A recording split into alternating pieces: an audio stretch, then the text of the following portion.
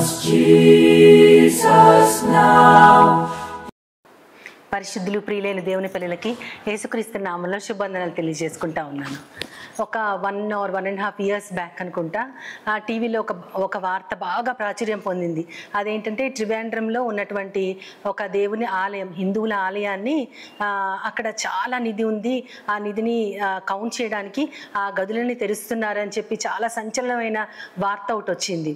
అంటే అక్కడ చాలా నిధి ఉంది, అది లెక్క పెట్టలేనంత ఐశ్వర్యం అక్కడ ఉంది, దానిని ఎవ్వరు లెక్క పెట్టలేరు, చాలా గదుల్లో అది ఉంది అని చెప్పి చాలా చాలా టాక్ వచ్చి దాని గురించి మీడియా వాళ్ళు కూడా చాలా గందరగోళం సృష్టించారు. కానీ చివరికి అది లెక్క పెట్టారో లేదంటే లెక్క పెట్టకుండానే ఆ ఇష్యూ క్లోజ్ అయిపోయిందో నాకైతే తెలియదు. అది దాని గురించి అంత పెద్ద ఇన్ఫర్మేషన్ లేదు. కానీ ఆ ఐశ్వర్యం అనగానే నాకు బైబిల్లో చెప్పబడినటువంటి ఒక గొప్ప ఐశ్వర్యం గురించి గుర్తొస్తూ ఉంటుంది. అంటే ఏ సంగతి అయినా సరే నాకు వెంటనే దానికి నేను బైబిల్కి అప్లై చేసుకుంటే దాని గురించి ఆలోచిస్తూ ఉంటాను. కాబట్టి దాని గురించి ఆలోచించినప్పుడు ఎఫెసీయులకు రాస్తూ పౌలు గారు 3వ అధ్యాయంలో ఆయన ఇలా రాస్తూ ఉంటారు. ఒక అద్భుతమైన ఐశ్వర్యం గురించి 11వ వచనంలో ఆయన చెప్తారు. ఏంటంటే శోధింప శక్యము కాని ఐశ్వర్యము. శోధింప శక్యము కాని ఐశ్వర్యం అంటే ఎవ్వరూ పట్టుకోలేనటువంటి ఐశ్వర్యం అంట. అది క్రీస్తు యేసులో ఉంది. ఆ ఐశ్వర్యము మనం పట్టుకోలేనటువంటి గొప్ప ఐశ్వర్యం, దానిని మనం లెక్కించలేము, మన అంచనాలకి అందనటువంటి ఐశ్వర్యం ఆయనలో ఉంది. అయితే ఆ ఐశ్వర్యం ఉంది అని ఆయన చెబుతూ ఐశ్వర్యంలోంచి ఆయన కొంత భాగాన్ని మనకి ఇస్తా ఉన్నారు. అది స్టెప్ బై స్టెప్ 3 స్టెప్స్లో పౌలు గారు మనకు చెప్తా ఉన్నారు. అక్కడే 11వ అధ్యాయం 11వ వచనంలో అయితే శోధింప శక్యము కాని ఐశ్వర్యం అని ఉంటుంది. మళ్ళీ అదే 12వ వచనానికి వచ్చినప్పుడు అక్కడ ఎంతో స్పష్టంగా రాసి ఉంటుంది, మీరు క్రీస్తు అందలి విశ్వాసము చేత అని ఉంటుంది. అంటే క్రీస్తులో మనకి విశ్వాసం ఉంటే గనక దేవుని ఎదుట మనకి భయము లేని, అంటే నిర్భయమైన ధైర్యము కలిగిన ప్రవేశం ఉంటుందంట. దేవుని దగ్గర మనం నిలవబడటానికి మనకు ఎంతో ధైర్యం ఉండాలి. అంత ధైర్యం మనకి లేదు. ఎందుకంటే పాపము చేస్తూ నిత్యము మనము ఆయన సన్నిధిలోంచి తొలగిపోతూ మరలా ఆయన చేత దిద్దబడుతూ ప్రతి క్షణం కూడా మనం తప్పిపోతూ ఉంటాం. కాబట్టి పవిత్రుడు పరిశుద్ధుడైన ఆ దేవునిని ఫేస్ చేయడానికి మనకి ఎంత మాత్రము కూడా ధైర్యము లేదు. ఆ ధైర్యము మనకు కావాలంటే క్రీస్తు యేసు ఒక్కడే ఇవ్వగలడంట. శోధింప శక్యము కాని ఐశ్వర్యంలోంచి ఆయన ఇవ్వగలిగే ఫస్ట్ది ఏంటంటే దేవుని ఎదుట భీతి లేని ఒక ప్రవేశము. అది ఎంత అద్భుతంగా ఉందో. ఆ తర్వాత మనం ఇంకా కిందకు వస్తే గనక మనము 15వ వచనంలో మనం చూస్తే ఇంకొక 2 అద్భుతమైన విషయాలు ఉంటాయి. అదేంటంటే మన అంతరంగ పురుషుల్లో మనం శక్తి కలిగి ఉండాలి. అంతరంగ పురుషుడు అంటే ఎవరంటే బాహ్యంగా మనకి మనుషులకి మనం కనపడే విధానం ఒకటి, మన లోపల ఉన్నటువంటి ఆలోచనలు ఇంకొక రకమైనటువంటి. మన ఆలోచనలు, మన మనస్సు, మన లోపల ఉన్న సమస్తము కూడా మన ఇన్నర్ మ్యాన్ అని ఇప్పుడు పిలుస్తూ ఉన్నారు కదా, అదనమాట అంతరంగ పురుషుడు యొక్క అందులో మన శక్తి కలిగి ఉండాలంట. కానీ మన శక్తి ఎప్పుడు ఒకేలాగా ఉంటుందా అంటే ఉండదు.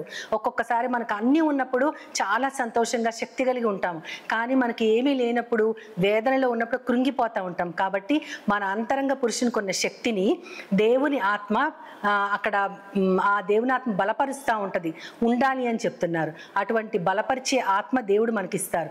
అది కూడా క్రీస్తు ఐశ్వర్యంలో ఒక భాగమే. మన అంతరంగ పురుషుని యొక్క శక్తిని ఆయన బలపరుస్తూ ఉంటారు కాబట్టి అది ఆయన ఐశ్వర్యంలో భాగము.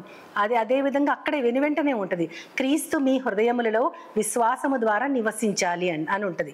మన హృదయములో క్రీస్తు ఎప్పుడు కూడా మన హృదయాల్లో విశ్వాసంతో నివసించాలి. మన విశ్వాసం అన్నీ ఉంటే ఒకలాగా, ఏమీ లేనప్పుడు ఇంకొకలాగా ఉంటుంది. మనం చూస్తాం కదా, యేసుక్రీస్తు వారి ఈ లోకములో సంచరిస్తూ ఉన్నప్పుడు దెయ్యం పట్టిన ఒక బిడ్డని వాళ్ళ శిష్యులు ఆ దెయ్యాన్ని వదిలించలేనప్పుడు యేసుక్రీస్తు వారిని అతను అడుగుతాడు, చేతనైతే మీరు చెయ్యండి అని. అప్పుడు యేసుక్రీస్తు వారు అంటారు, విశ్వాసం ఉందా అంటే అతను ఏమంటాడంటే అవిశ్వాసం కలగకుండా నన్ను బలపరచు అంటాడు. అంటే విశ్వాసం ఉండటం వేరు, నిత్యము అవిశ్వాసాలను పడిపోవటం వేరు. కాబట్టి మనము అటువంటి విశ్వాసాన్ని కోల్పోకుండా మన హృదయాలలో ఎప్పుడు క్రీస్తు నివసించేటట్లుగా ఉండాలి. ఇది కూడా ఆయన ఐశ్వర్యంలోంచి మనకి దయచేస్తారు. ఏ ఐశ్వర్యం నుంచి అంటే అక్కడ వెనువెంటనే ఉంటుంది, తన మహిమైశ్వర్యంలోంచి ఆయన మనకి దయచేయాలి అని పౌలు గారు కోరుకుంటున్నారు. కాబట్టి మన అంతరంగ పురుషుల్లో శక్తి ఆయన ఆత్మ ద్వారా బలపరచబడటం, అదేవిధంగా మన హృదయాలలో క్రీస్తు నిత్యము నివసించేటట్లుగా తన ఐశ్వర్యములోంచి మనకు ఆయన దయచేయాలని పౌలు గారు కోరుకుంటున్నారు. ఈ 3 విధాలుగా ఆయన మనకి తన ఐశ్వర్యం నుంచి మనకు దయచేస్తూ ఉంటారు. అయితే అన్నిటికంటే గొప్ప మాట 19వ వచనం, అదే అధ్యాయము 19వ వచనంలో ఉంటుంది. అదేంటంటే జ్ఞానానికి మించిన క్రీస్తు ప్రేమ. జ్ఞానానికి మించిన క్రీస్తు ప్రేమ అంటే ఇది మాత్రం బైబిల్ మొత్తంలో అద్భుతమైన మాట. ఎందుకంటే మన జ్ఞానానికి అందదు. మామూలుగా మనకి సహాయం చేసే వారికి మనం సహాయం చేస్తాం, లేదంటే మనకు అపకారం చేసిన వాళ్ళకి మనం అపకారం చేయకుండా ఉంటాము.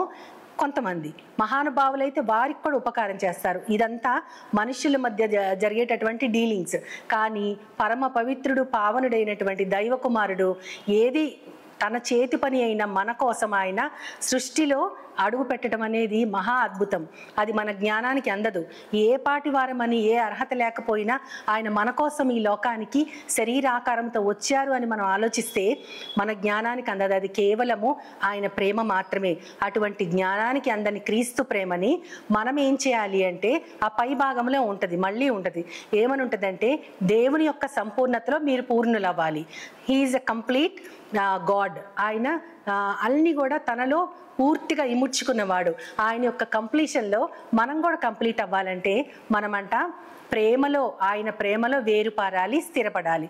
వేరు అంటే మనం వేరు పారడం అంటే మొక్కను బట్టి మనం పై మొక్కను చూస్తూ ఇది బాగుంది అనుకోవటం కాదు, కానీ నిజంగా అది ఎంత దృఢంగా ఉన్నదనేది పెద్ద పెద్ద తుఫాన్లు వచ్చినప్పుడు తట్టుకోగలగటంలో దాని యొక్క వేరు ఎంత స్థిరంగా ఉన్నది అనేది మనకు తెలుస్తూ ఉంటుంది.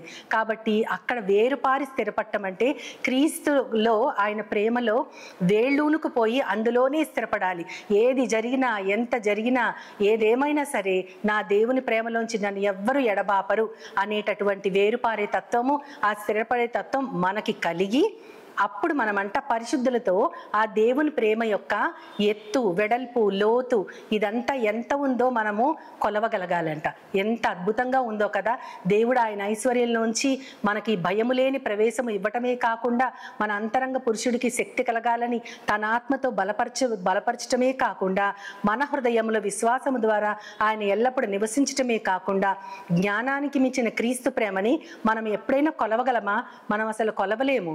కొలవలేకపోయినా సరే మీరు ఆయన ప్రేమలో వేరుపారి స్థిరపడి మీరు ఖచ్చితంగా ఆయన ప్రేమని పరిశుద్ధులతో పాటు కొలవగలగాలి. ఎంత భాగ్యం! ఆయన ప్రేమని మనం కొలవగలటం అంటే ఎంతో గొప్ప భాగ్యం. అటువంటి గొప్ప భాగ్యాన్ని ఆయన మనకు ఎందుకు ఇస్తున్నారంటే అదే 3వ అధ్యాయము 8వ వచనంలోకి వెళితే అక్కడ ఒక అద్భుతమైన ఆన్సర్. దీని అంతటికి కూడా ఒకే ఒక్క ఆన్సర్. అది ఏంటంటే పరలోకములో ఉన్న ప్రధానులకు, అధికారులకు క్రీస్తు యొక్క నానా విధమైన జ్ఞానము సంఘమైన మన ద్వారా చూపించడానికంట.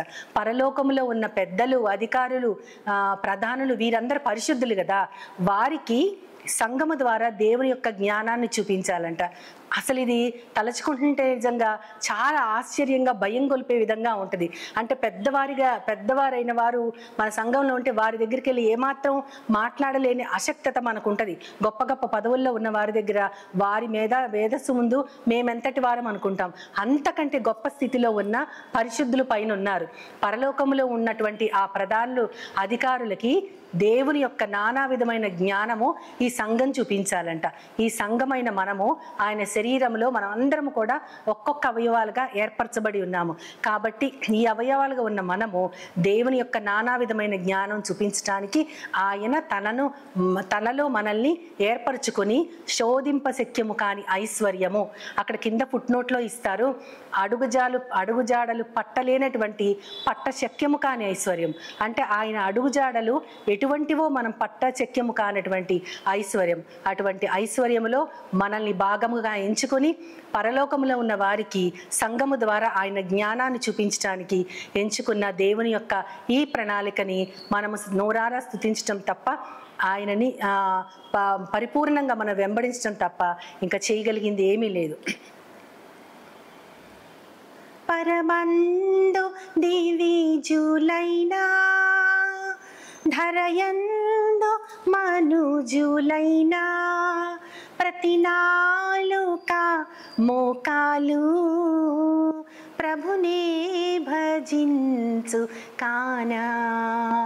ఈ నామమునకు మించు నామంబు లేదటంచు యెహోవా తండ్రి యేసున్ హెచ్చించినాడు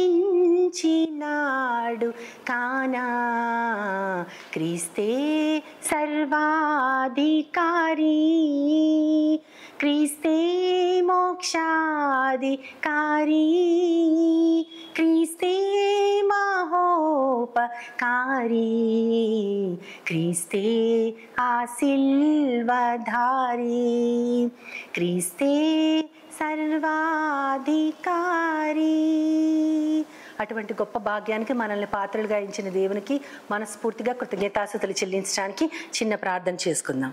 ప్రేమ నమ్మకం గల నా ప్రియ పరలోకపు తండ్రి, నీ జ్ఞానానికి మా జ్ఞానానికి మించిన నీ ప్రేమని కనపరచడానికి సంఘముగా మమ్మల్ని ఎంచుకొని నీ ఐశ్వర్యములో భాగాన్ని మాకిచ్చి పరలోకమున్న ప్రధానులకి అధికారులకి నీ జ్ఞానాన్ని మా ద్వారా చూపించడానికి ఎంచుకున్న నీకే కృతజ్ఞతాస్తుతులు చెల్లిస్తూ నీ ప్రియకుమారుడి ద్వారా అటువంటి గొప్ప భాగ్యాన్ని మాకు అనుగ్రహించిన మీకే సదాస్థుతులు మా యొక్క నోటి మాటల ద్వారా మా హృదయ ధ్యానాల ద్వారా మీకు అందిస్తూ మీ కుమారుడి ద్వారా వేడుకుంటున్నాం పరమ తండ్రి. ఆమేన్ ఆమేన్ ఆమేన్. వందనాలు.